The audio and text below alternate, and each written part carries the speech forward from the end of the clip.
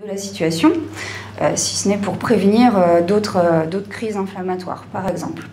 Ah, donc oui, il y a un problème qui se pose, c'est celui-là. Voilà, donc bon, le diagnostic est posé, j'ai une CEP, qu'est-ce que je fais? Alors déjà, je vais vous parler de l'acceptation de la maladie. Alors ça, c'est plutôt sophrologie. Alors je sais que c'est pas facile, vous allez me dire c'est plus facile à dire qu'à faire. Maintenant, c'est un travail de fond qui peut se faire sur plusieurs mois, avec un sophrologue, une psychologue, il y a plein de gens qui sont là pour vous aider.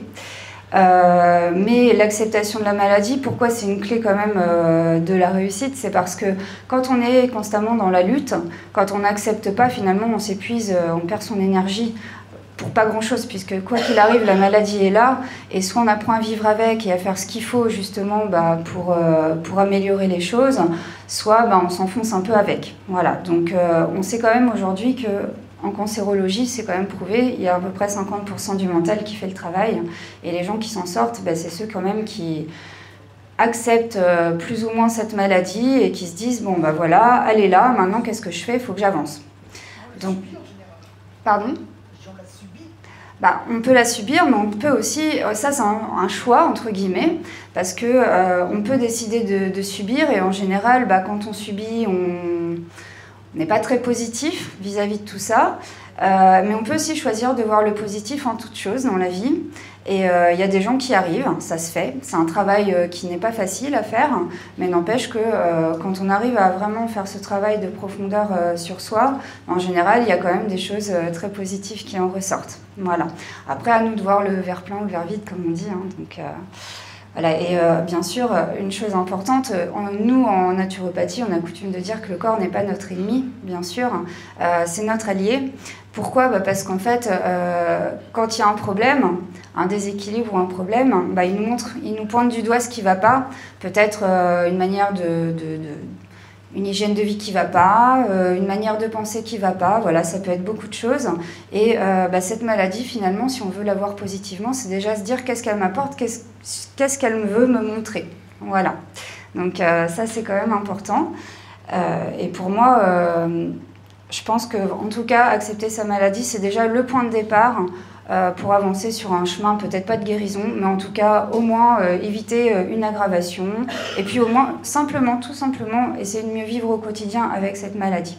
Voilà. La deuxième chose, ça va être comprendre la maladie. Comme je vous ai dit, le corps, c'est pas notre ennemi, et s'il veut nous montrer que quelque chose ne va pas, il va falloir essayer de comprendre justement pourquoi j'en suis arrivée là. Bien souvent, ça va rejoindre un peu ce que Thierry disait tout à l'heure, il faut savoir qu'avant d'avoir une sclérose en plaques ou une maladie auto-immune en général, il y a eu beaucoup d'alertes du corps. Mais qui ne savent, en fait, bien souvent, on ne sait pas les interpréter, ces signaux, parce que on ne nous l'apprend pas, parce que le médecin, pour lui, par ordre sur l'échelle d'une maladie auto-immune, c'est pas très grave. Une allergie, c'est pas très grave. De l'asthme, c'est un petit peu plus grave, mais bon, voilà, on n'est pas à un stade critique. Et du coup, le temps passe, le corps fait des signaux d'alarme, mais pourtant on ne les entend pas. On est sourd, et puis en plus on prend des médicaments, et alors je ne suis pas contre les médicaments, mais il faut savoir aussi les prendre à bon escient parfois. Le médicament, il ne faut pas oublier qu'il ne soigne pas forcément, il étouffe un symptôme, puisque comme les gens, je leur dis, vous êtes soigné, donc si vous arrêtez le traitement, est-ce que ça va mieux? Non, ça revient, donc on n'est pas soigné. En fait, on masque un symptôme, et on lui dit un peu tais-toi au corps, en fait, on ne veut pas l'entendre. Donc du coup, il y a risque derrière qu'il y a aggravation, puisque le corps va chercher toujours une porte de sortie, il va dire non mais tu m'as toujours pas entendu, j'ai fait un premier signal d'alerte, un deuxième, un troisième, et il n'y a personne qui se manifeste. Donc moi maintenant je vais faire quelque chose de vraiment gros pour que tu comprennes. Voilà. Aussi, comme vous l'avez vu avec Thierry, il y a certains gènes qui nous prédisposent, bien sûr, mais ceux-ci, en fait, ces gènes-là, ils vont s'exprimer que si certains facteurs sont réunis. C'est pas parce qu'on est porteur, je vais parler à mon cas personnel parce que c'est celui que je connais, mais c'est pas parce qu'on est porteur de la HLA B27 qu'on va faire une polyarthrite ou une spondylarthrite ankylosante, par exemple. Il faut qu'il y ait certains facteurs qui soient réunis pour développer cette maladie ou non. Voilà. Donc les facteurs, ils sont environnementaux. les pollutions en tout genre. Alors ça, c'est pas toujours des facteurs qu'on peut maîtriser. Il y en a qui sont maîtrisables, d'autres plus ou moins. Les métaux lourds, les pesticides, les additifs, les colorants, voilà, bon, il y a beaucoup de choses qui rentrent dans ces pollutions. La génétique familiale, bah, voilà, on en vient au fait de ce que je viens de vous dire. En fait, la génétique, c'est entre guillemets, on voit ça comme une fatalité. Oui, c'est une sorte de fatalité, mais on peut quand même faire en sorte que ces gènes ne s'expriment pas. Voilà, les mettre en sommeil. Psycho-émotionnel, bah, c'est sûr que suite à un choc émotionnel important, un deuil, une séparation, des choses assez graves, bah, le corps va booster en général la maladie qui était latente en fait, hein, simplement. Souvent la maladie est déjà là, mais il suffit de la petite goutte d'eau qui va faire déborder le vase pour que là derrière il y ait la manifestation du problème. Les facteurs, ils peuvent être également alimentaires. Bon, on sait aujourd'hui, je crois que c'est plus trop à démontrer, hein, la malbouffe, la suralimentation, les carences, les allergies, les intolérances, tout ça, c'est à prendre en compte. Et puis médicamenteux, tout ce qui est les anti-inflammatoires, l'antibiothérapie, quand c'est pris en excès, bah, ça peut conduire effectivement aussi à la maladie parce que savoir que ce soit le stress, les médicaments, l'alimentation, etc., tout ça, ça va provoquer une inflammation au niveau de la barrière intestinale et engendrer une porosité intestinale. J'étais intervenue là-dessus l'année dernière et du coup, quand il y a porosité, ça veut dire que dans le corps, dans la circulation sanguine, vont passer des molécules, des substances qui ne devraient rien avoir à faire dans cette circulation sanguine et le corps va chercher à s'en défendre par une réponse inflammatoire. Voilà. Donc tous ces facteurs, ils favorisent l'expression du gène, hein, qui en se manifestant nous montre que quelque chose ne nous convient pas. Donc en fait, simplement, la maladie, c'est notre corps qui nous parle et il veut nous inciter à changer notre mode de vie, à modifier certains comportements alimentaires, pensées, etc. Alors bien sûr, ça ne veut pas dire que vous êtes responsable à 100% de la maladie, c'est pas du tout ce que je suis en train de dire. Ce que je veux vous montrer, c'est que malgré tout, cette maladie, elle nous tombe dessus, oui et non. Elle nous tombe dessus parce que y a peut-être des choses qu'on n'a pas bien fait, il y a des choses dont on n'est pas maître, certes, mais il y a aussi des choses qu'on peut faire. Donc, au moins, devenir acteur de ce qu'on peut faire. Donc, comprendre le message, la suite. Donc, si accepter la maladie, c'est essentiel, il ne s'agit pas d'être fataliste, hein, pour éviter l'aggravation de la situation, ou voire on va parler de rémission partielle ou totale. Voilà, il va falloir donc comprendre le message du corps. Donc il y a des facteurs qui sont maîtrisables, d'autres moins. Les facteurs qui sont maîtrisables, ça veut dire, c'est surtout l'hygiène de vie en général, hein, donc le sport, on va en parler après. Et donc, on peut dire qu'apprendre à gérer sa santé, c'est parfaitement faisable, effectivement. Et donc, ce qui est important, c'est de passer justement du statut de spectateur à acteur. Je me responsabilise. Je vais vous donner un exemple très concret. Quand j'ai un diabète, il y a deux types de personnes et il n'y a pas de jugement dans ce que je vous dis. C'est juste pour que vous compreniez bien. Soit je me dis, je bouffe n'importe comment et je me pique après. Voilà. Soit je me dis, bon, j'ai un diabète, il y a peut-être des choses que je peux faire. Jusqu'à aujourd'hui, je me suis peut-être pas vraiment fait attention à ce que je mettais dans ma bouche. Donc je vais peut-être faire attention puis éviter les piqûres. Voilà, ça c'est devenir acteur de sa maladie. Et donc même dans la sclérose en plaques, je pense qu'il y a des choses à faire. Donc quel intérêt? Je vais me responsabiliser face à mes choix, c'est ce que je viens d'expliquer. Déjà aussi, je vais apprendre à connaître mon corps et son fonctionnement. Quand on apprend à se connaître, quand on comprend mieux la logique du corps, on sait mieux répondre, tout simplement. L'intérêt, c'est aussi de ralentir, voire stopper l'évolution de la maladie, ça arrive. Au moins d'éviter en tout cas qu'elle s'aggrave, ça c'est le principal. Mieux vivre au quotidien. Parce qu'avec une bonne hygiène de vie, on va pouvoir compenser de la fatigue, des douleurs. Ça ne veut pas dire que ça va être inexistant, mais ça va peut-être être un petit peu moins fort que si je fais n'importe quoi à côté. Voilà. Retrouver une certaine paix et sérénité. C'est sûr que si tous les jours je me lève, je me dis cette foutue maladie, elle me fout la vie en l'air, etc. C'est pas pareil que de se dire bon, aujourd'hui, qu'est-ce que je vais pouvoir faire pour que ça s'améliore? Tiens, hier j'ai fait ça, finalement je vois que ça, voilà, je vois des petits points positifs. On n'est pas dans la même logique. Et pour pas se laisser sombrer, parce que c'est important. Voilà, la vie, elle vaut d'être vécue, je pense, qu'on soit malade ou pas. Voilà, il ne faut pas laisser les choses comme ça. Donc comment? En adoptant une hygiène de vie optimale, En identifiant et désensibilisant les allergies ou intolérances. Alors ça, je vais pas m'étendre trop sur le sujet, si ce n'est que c'est très important quand même de régler ce problème, parce que ça a un lien avec la porosité intestinale, entre autres. Si vous buvez du lait de vache, par exemple, tous les jours et que ça ne vous convient pas, c'est sûr que ça va aggraver l'état de la barrière intestinale. Les molécules de lait vont passer dans la circulation sanguine parce qu'il y a une porosité et le corps va réagir en balançant des anticorps. Voilà, et du coup, ça va provoquer une réaction inflammatoire. Et en plus, comme la barrière hémato-encéphalique elle est aussi atteinte, ça peut arriver jusque-là. Donc en tout cas, c'est important de tenir compte de ces signes. Si le corps il dit qu'il ne veut pas de quelque chose, il faut l'écouter et aller voir des gens qui sont spécialisés là-dedans pour vous aider. Alors soit on peut faire de l'éviction, soit on a envie de vivre avec comme tout le monde, et dans ce cas-là, on peut aller voir quelqu'un pour vous désensibiliser aux allergies, par exemple. En gérant ces éventuelles carences, c'est très important. Alors, les carences sont aussi graves pour moi que les excès. C'est pour ça que les gens qui se complémentent comme ça à tout va, c'est pas forcément bon non plus. Voilà, donc ce qui compte, c'est de bien manger déjà, c'est la base. On peut se complémenter parfois, effectivement, puisqu'on sait que des carences, par exemple en vitamine B, elles ont toutes à peu près la même problématique. Ça va être soit de nous rendre plus nerveux, soit de nous rendre un peu plus dépressifs. Voilà, donc les carences, il faut quand même les traiter. Et donc la base, c'est quand même une bonne alimentation. De temps en temps, prendre du magnésium si on sent... voilà, on peut demander au docteur déjà de faire un contrôle. Hein, moi, je ne vous invite pas à vous complémenter comme ça au hasard, mais c'est quand même important d'en tenir compte. Par une bonne gestion des émotions, on en a parlé tout à l'heure, quand il y a trop de cortisol, c'est pas bon pour la santé, puis même, je pense que personne n'aime vivre avec un stress au quotidien. Et du coup, chez vous, tout a tendance à prendre plus d'ampleur, comme chez toute personne de toute manière malade. Et c'est important d'apprendre à gérer correctement ses émotions, sachant qu'en plus, quand il y a un gros stress, vous risquez d'avoir derrière une crise inflammatoire.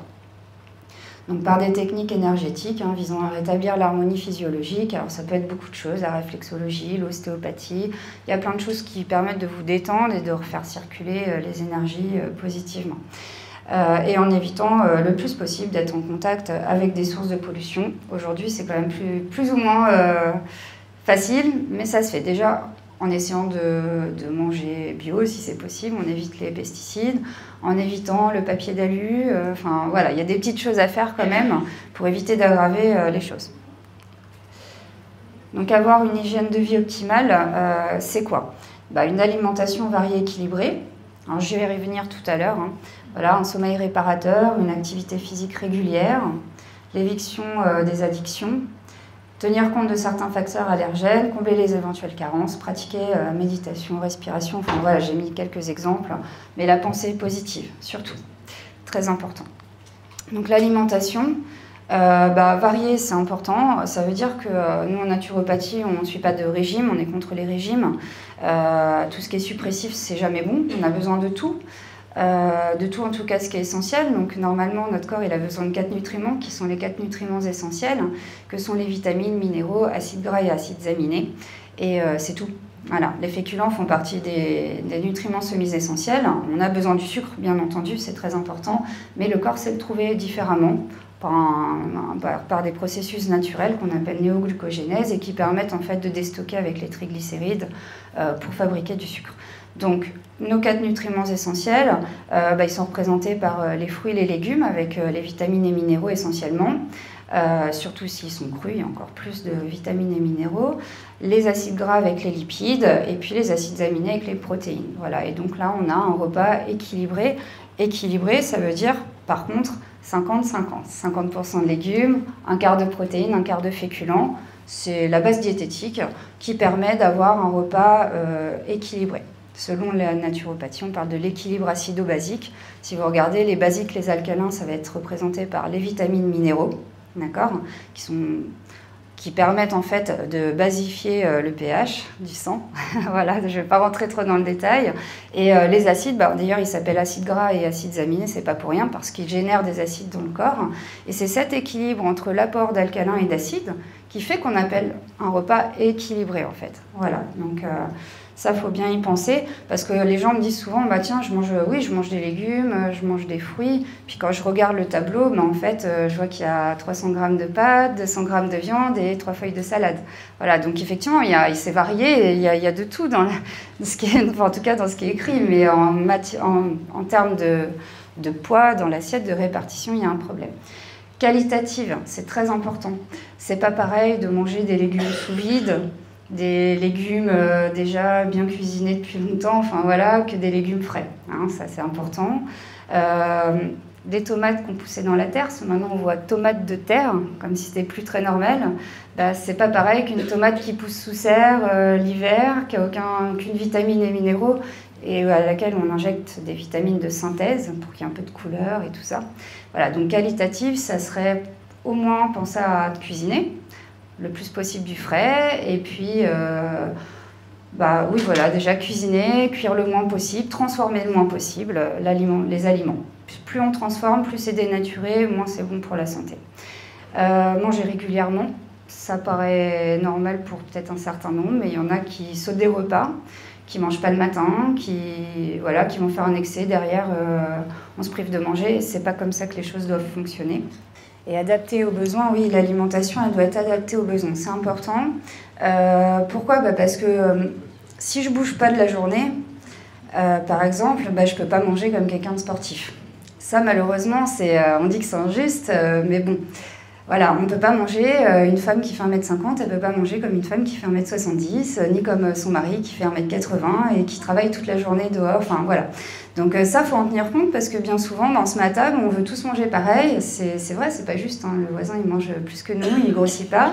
Mais malheureusement, il faut en tenir compte parce que le surpoids, ça veut dire un excès de toxines dans le corps et c'est jamais bon. Les toxines, ça génère de l'inflammation et donc quand on a une maladie en plus, c'est sûr que ça va pas favoriser la guérison. Le sommeil. Je parle du sommeil parce que c'est très important. Les troubles du sommeil, ça ne peut pas vous aider à être en forme déjà. Ça va augmenter le risque de diabète, ça va augmenter le stress, ça augmente la fatigue, la douleur. On va moins bien gérer la douleur. Ça augmente beaucoup de choses dans le corps, en tout cas qui n'est pas positif. Et donc, c'est très important, comme l'horaire des repas, c'est important de respecter les horaires veille-sommeil, voilà, parce que déjà, c'est pareil, la mélatonine, elle va monter il y a des pics de mélatonine qui se font à certaines horaires du soir. Et puis, on a tous un cycle différent. Et ça, c'est important de respecter l'individualité, en fait, de chacun. Voilà, donc si j'ai besoin de me coucher tôt, faut pas essayer de faire comme mon mari qui, lui, peut se coucher à minuit sans problème. Et c'est important d'essayer de dormir le minimum requis pour que vous vous sentiez bien. Donc, comment est-ce que je dors bien aussi? J'évite les excitants le soir, surtout chez les nerveux. C'est très important. En mangeant léger le soir, bon, ça, je pense qu'on en parle assez régulièrement à la télé. Donc, voilà, plus le repas est léger, plus c'est facile de digérer. Et du coup, ça ne pèse pas sur le ventre la nuit. En évitant les écrans le soir, je ne fais pas de rappel sur la lumière bleue qui bloque la production de mélatonine. En évitant les sorties tard le soir, enfin... Quand je dis ça, c'est en gros dormir la nuit, voilà. En mangeant équilibré, voilà, puisque les carences, ça peut générer des troubles du sommeil. Par exemple, quand il y a un problème de magnésium. Alors, juste, il n'y a pas que manger équilibré. Hein. Le stress, on sait que le stress, par exemple, provoque des fuites de potassium et de magnésium. Hein. Mais bon, manger équilibré, c'est quand même la base. Et effectivement, je vous donne juste l'exemple, vous manquez de magnésium, en général, il y a des problèmes de sommeil parce qu'on est plus nerveux, on arrive moins à s'apaiser. Et en apprenant à gérer son stress, ses angoisses, la douleur. C'est sûr que si vous êtes sur les rotules le soir, complètement énervé, angoissé, vous avez mal partout et vous ne savez pas comment gérer ça, le sommeil il risque d'être de moins bonne qualité. L'activité physique, pour moi, elle est valable pour tout le monde, quel que soit le handicap. Il y a toujours moyen de trouver quelque chose à faire, à son niveau. Et ça, j'insiste, c'est très important. Alors, il faut savoir à la fois s'écouter et ne pas s'écouter. C'est-à-dire ne pas s'écouter quand je suis fatiguée, je n'ai pas envie de bouger aujourd'hui, il fait pas beau, il fait froid. Il y aura toujours des excuses, même pour les gens en forme. De toute manière, on n'a jamais envie finalement de se bouger.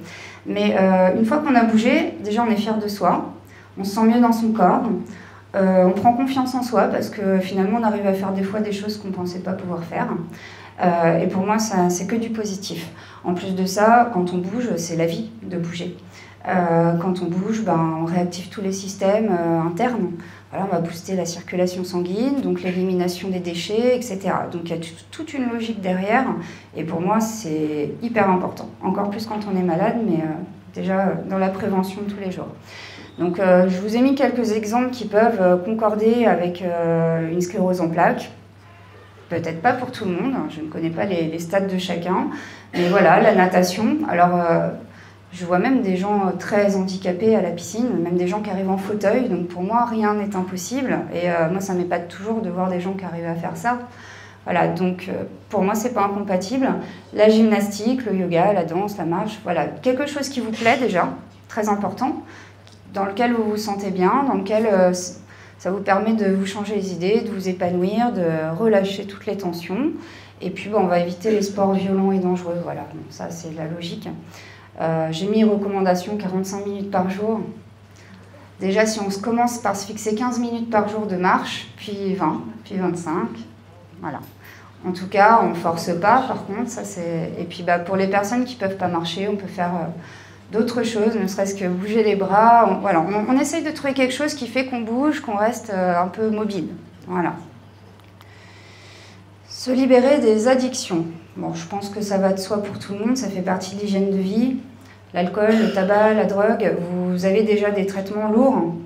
Il ne faut pas oublier que c'est le foie qui détoxifie les médicaments. Plus vous allez prendre de médicaments, plus il y a de risques d'augmentation des transaminases, c'est-à-dire endommagement des cellules hépatiques. Sur le long terme, bien sûr, ça ne se fait pas en 2 minutes, mais en tout cas, moins vous buvrez d'alcool, moins vous prendrez de substances qui ne sont pas bonnes, moins vous donnez de travail à votre foie. Il faut mieux laisser votre foie travailler à détoxifier vos médicaments et au lieu de lui rajouter du travail. Voilà, parce qu'un foie fatigué, c'est un manque de vitalité, c'est de la fatigue, puis c'est d'autres problèmes aussi. Oui, les excès de sucre, d'excitants, pourquoi? Parce que le sucre, ça provoque des pics de glycémie. Je pense que vous connaissez tout ça. Et du coup, derrière, il y a une hypoglycémie, puisqu'il y a eu de l'insuline d'injecter dans la circulation sanguine pour baisser le taux de sucre dans le sang. Et tout ça, en fait, les hypoglycémies, ça provoque des pics de cortisol. Et donc, à force, ça fatigue les surrénales. Tout comme les excitants, le café, le thé, le Red Bull, tout ce que vous voulez, ça fatigue les surrénales. Et donc, il y a une fatigue générale qui s'installe avec prise en charge par la thyroïde qui, à force, elle-même, va se fatiguer. Les addictions, elles agissent négativement sur les branches du système nerveux. On sait que les enfants sont hyper excités après la prise de bonbons, de coca, etc. Parce que ce sont des acides qui se fixent sur les branches du système nerveux. Voilà, ça c'est prouvé maintenant dans l'hyperactivité, je m'y suis beaucoup intéressée. Et donc même pour vous, c'est la même chose. Donc sur le cerveau aussi, sur les stocks de vitamines et minéraux, juste un exemple, la cigarette, elle vole, je ne sais plus en pourcentage, mais de l'ordre de 50 à 80% de la vitamine C. D'accord? Alors déjà que souvent on est carencé à la base en vitamine C, donc c'est sûr que si en plus on fume, malheureusement, c'est des voleurs de nutriments, ce qu'on appelle. Donc tout ça, toutes ces substances, elles vont déminéraliser, elles acidifient et elles augmentent les états inflammatoires dans l'organisme, puisque l'inflammation, c'est d'abord justement une acidification du pH en général.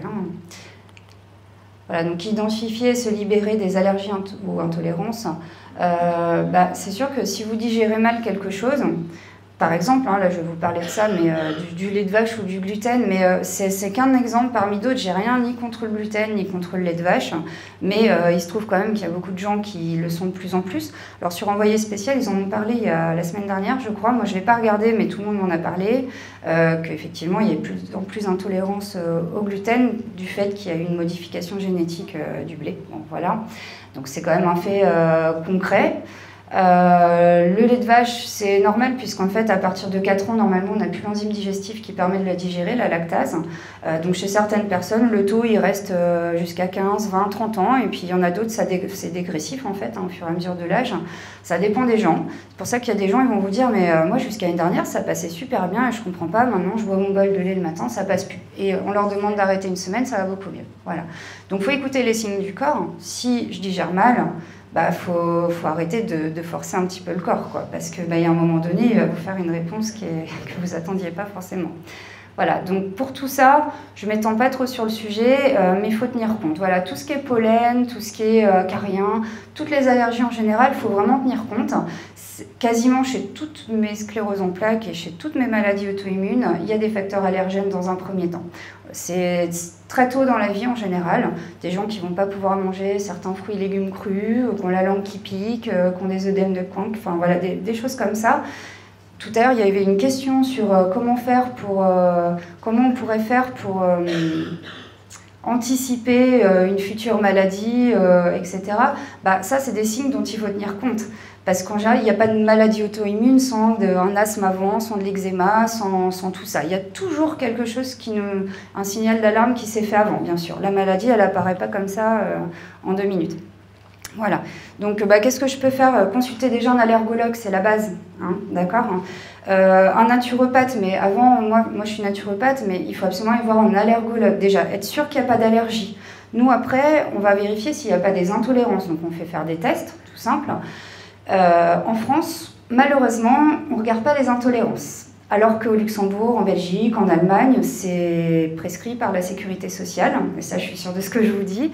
Est-ce que c'est le revers de la Sécu qui ne veut pas... voilà, après, on ne va pas chercher, mais a priori, en France, on a souvent des tests au rabais parce que, comme la Sécu paye, forcément, ils n'ont pas envie de dépenser trop, je pense. Et du coup, on ne va pas vérifier ces intolérances. Et pourtant, l'intolérance, c'est la même chose qu'une allergie, si ce n'est que l'allergie, il y a un risque réel pour la santé dans l'immédiat. Avec un œdème de Koch, ça peut être une réaction violente et grave, qui nécessite une prise en charge urgente, alors que l'intolérance, en fait, au final, il y a des gens qui s'en rendent même pas compte, qui sont intolérants. Ils ont mal au ventre tous les jours parce que de toute manière, ils mangent pas équilibré, ils mangent un peu n'importe comment et du coup, ils voient pas, ils savent pas faire la différence. Est-ce que je mange mal? Enfin voilà, ils tiennent pas trop compte du message. Quoi qu'il arrive, il faut faire attention à tout ça. Praticien NAET au Total Reset, ça c'est des pratiques de désensibilisation. Moi, je m'y suis formée, je suis pas du tout proactive pour l'instant. Je découvre ça. Je ne sais pas si je suis convaincue, pour être honnête. Voilà. Je sais qu'il y a d'excellents résultats, il y en a des moins bons. Je pense que je suis convaincue de la technique, mais le problème, c'est que je pense qu'on nous donne trop peu de pratiques pour être bon. Donc, ce n'est pas la méthode qui pose problème, mais plutôt la pratique. Voilà. Donc, moi, aujourd'hui, je devrais pouvoir pratiquer. Je ne le ferai pas parce que je pense qu'il n'y aura pas de résultat. Voilà. Mais en tout cas, si vous trouvez un bon praticien NAET qui a des bons retours, franchement, allez le voir. Vous pouvez regarder sur Internet ce que c'est. Gérer les carences. En cas de carence, donc, il y a un déséquilibre dans l'organisme, puisqu'en fait, toutes les vitamines et minéraux, elles ont des fonctions bien particulières, même plusieurs fonctions. Elles interviennent en tant que cofacteurs dans plein de processus chimiques du corps. Et donc, ça va permettre un fonctionnement optimal de l'organisme. Et donc, forcément, toute carence débouche sur des déséquilibres qui peuvent être d'ordre métabolique, hormonal, digestif, nerveux, circulatoire. Et donc, gérer ces carences, c'est permettre d'optimiser votre vitalité, votre ressenti au quotidien. Apprendre à gérer son stress et ses émotions. Bon, comme on l'a dit, le stress, c'est acidifiant pour l'organisme, il y a le cortisol. Bon. Il augmente la porosité intestinale, ça c'est super important. Quand il y a maladie auto-immune, on sait qu'il y a une grosse porosité intestinale, donc avec une inflammation.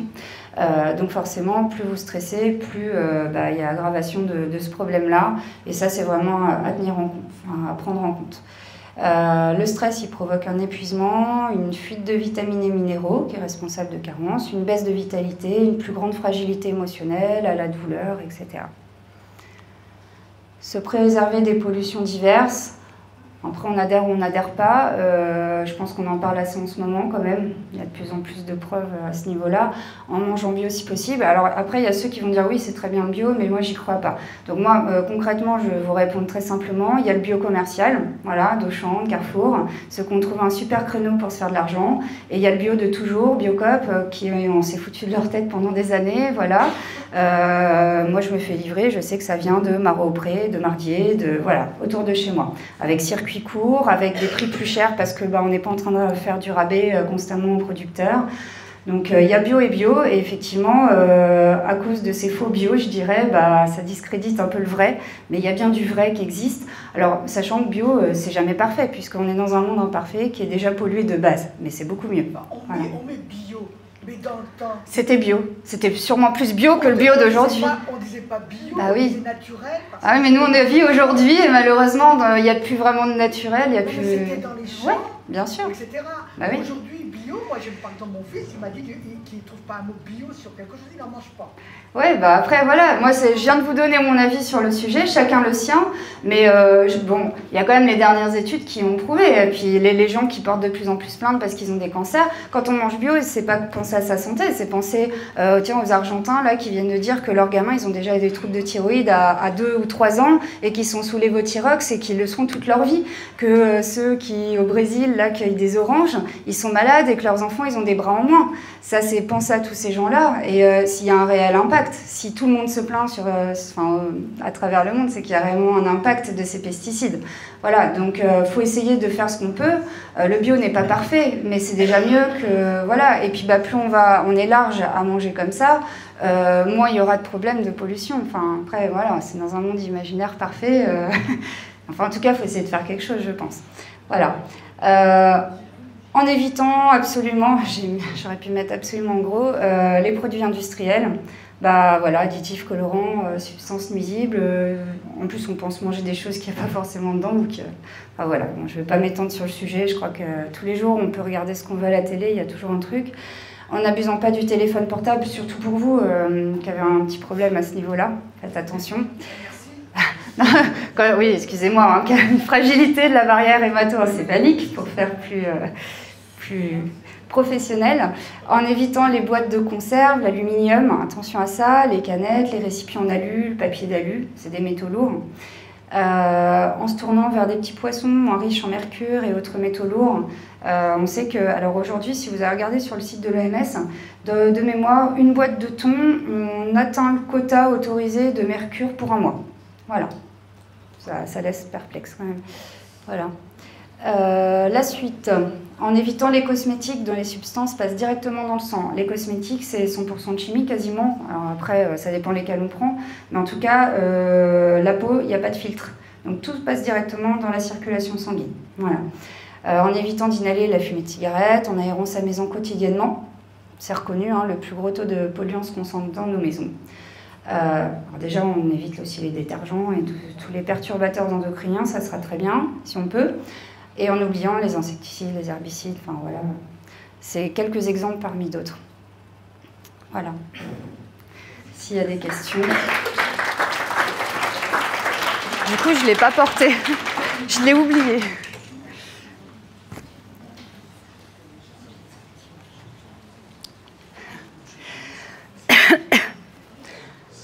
Oui.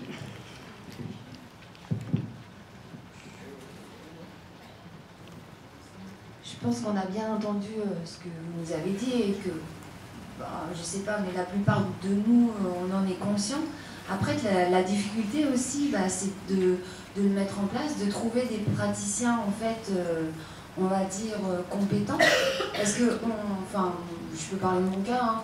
Moi, j'ai essayé beaucoup de choses, oui. Après, avec des gens plus ou moins compétents, et du coup, c'est vrai que des fois, on peut aller avoir un sentiment de découragement par rapport à tous les efforts, en fait, supplémentaires que ça va nous demander, et de trouver des gens qui vont nous accompagner de la meilleure manière. Et aujourd'hui, c'est compliqué.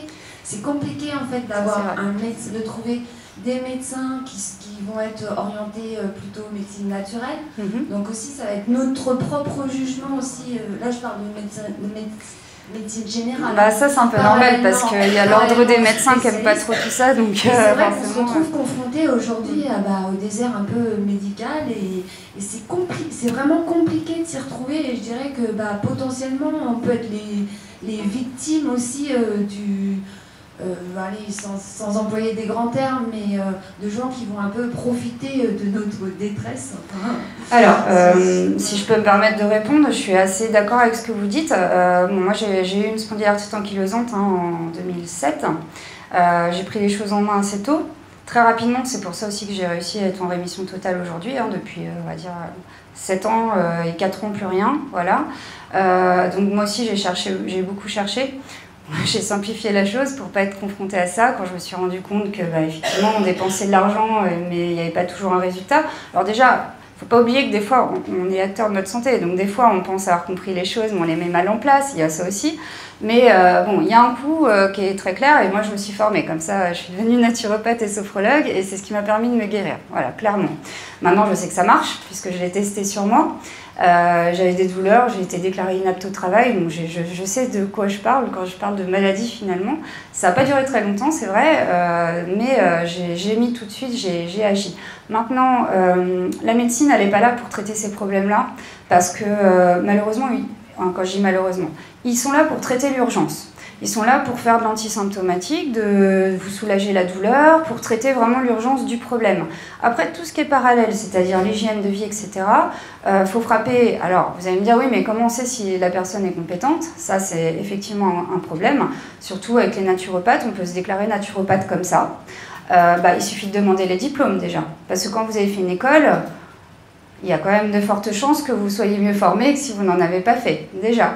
Hein, voilà, si la personne elle est inscrite Finaman, alors moi je suis inscrite à rien du tout parce que j'aime pas ce concept, faut payer, voilà, mais ça donne un crédit quand même.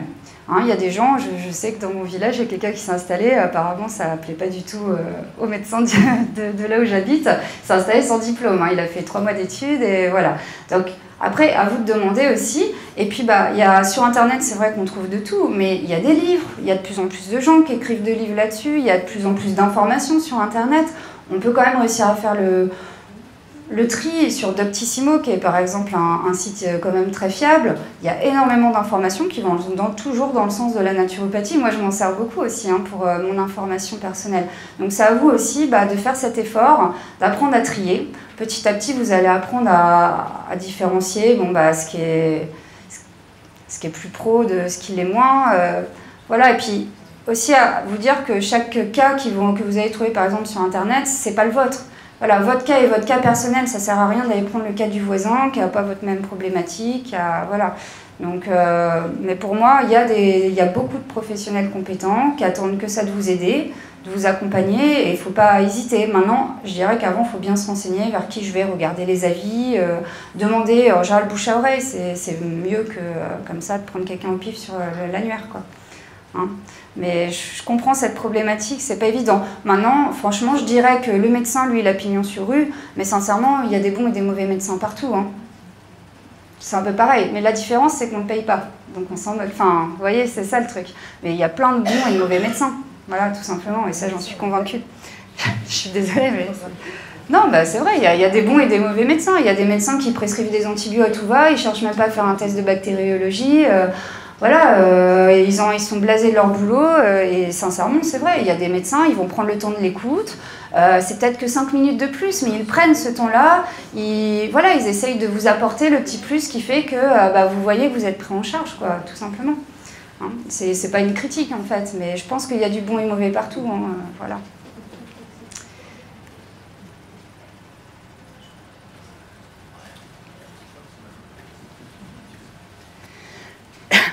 Je voulais vous demander, qu'est-ce que vous pensez des applications qu'on a souvent sur les téléphones qui nous permettent de regarder un produit, ce qui est bon, mauvais, moyen? Je ne suis pas du tout favorable. Parce que le beurre, par exemple, on va vous mettre que c'est un E, alors que le beurre en soi, il n'est pas mauvais pour la santé. C'est l'excès de beurre qui pose problème. Le corps, il a besoin de 8% d'acides gras saturés par jour. C'est protecteur au niveau de l'endothélial, en fait. Du coup, si vous beurrez votre tartine le matin simplement avec un beurre de qualité, un bon beurre, voilà, je dis oui, c'est bon pour la santé. Par contre, c'est sûr, si vous cuisinez au beurre toute la journée, c'est pas bon pour la santé. Ça, en fait, c'est plutôt une question de... Il se base sur le taux de sucre, le taux de sel, voilà, c'est des trucs hyper généraux. Enfin voilà, faut que tout rentre dans la case, mais on peut pas dire comme ça. C'est comme vous dire, j'ai mangé une glace, c'est pas bien. Si vous me dites 90% du cas, je mange parfaitement, j'ai mangé une glace, je vais vous dire très bien, vous êtes fait plaisir. Voilà, et puis est-ce que c'était une glace de bonne qualité, une glace maison? Voilà, on ne tient pas compte de tout ça. Ils vont vous dire que la glace, c'est eux. Mais si vous faites une glace avec une bonne crème fraîche maison, vous avez dosé le sucre dedans avec des fruits frais, c'est pas pareil que la glace industrielle. Donc pour moi, ça veut rien dire. Voilà, concrètement. C'est une bonne aide pour ceux qui commencent dans la vie, qui connaissent vraiment rien à l'alimentation. Ça donne des repères de base, mais si on se sert vraiment de ça pour savoir si on mange équilibré, non. Non. Oui, en plus, voilà. Il y a plein d'exemples.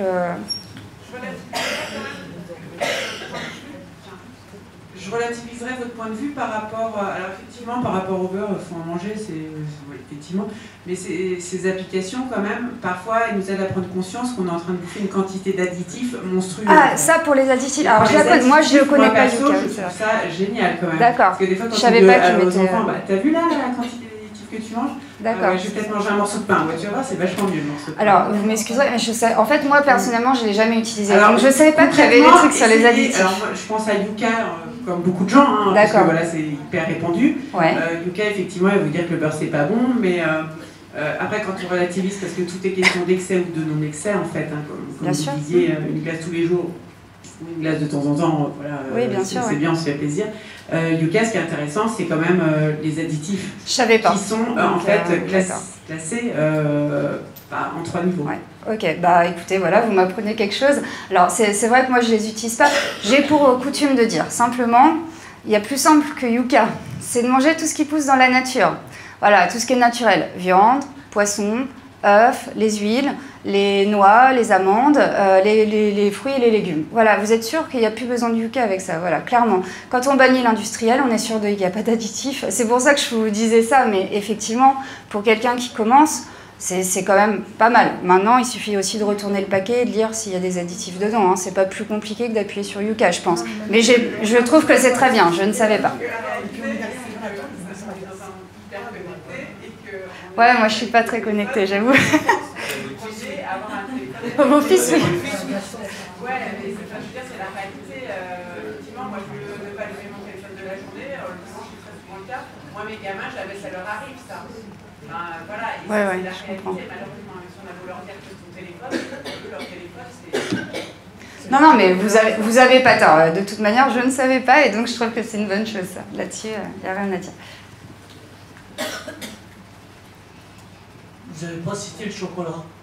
Ah, le chocolat, c'est bon pour la santé. Mais c'est pareil, avec modération. Ah oui, bah oui. Alors, voilà, avec modération, pourvu qu'il soit noir ou 80%. Alors 70-80, si on peut monter à 80. Voilà, l'idéal quand on a des enfants tout petits, c'est de les habituer à 80 dès le début, chose que j'ai faite. Comme ça, ils sont très contents avec leurs 80. Mais forcément, il y a moins de sucre. Hein. Mais chocolat noir, voilà, on est bien d'accord. Là-dessus...